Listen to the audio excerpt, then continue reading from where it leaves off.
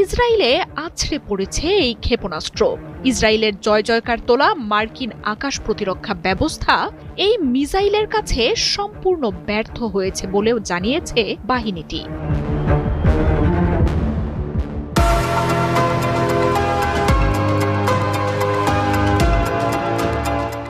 Fattah missile ইসরায়েলের ধ্বংসের শুরু, এমনটাই হুঁশিয়ারি দিয়েছে আইআরজিসি। এর মাধ্যমে আয়রন ডোমকে পুরোপুরি ধ্বংস করে দেয়া হবে। ইরানের নিজের তৈরি এই হাইপারসনিক মিসাইল ২০২৩ সালে প্রথমবারের মতো সামনে আসে। সে সময় আইআরজিসির অ্যারোস্পেস প্রধান আমির আলী হাজিজাদেহ জানিয়েছিলেন, বিশ্বের যে কোনো মিসাইল প্রতিরক্ষাই ভেদ করতে সক্ষম এই ক্ষেপণাস্ত্র।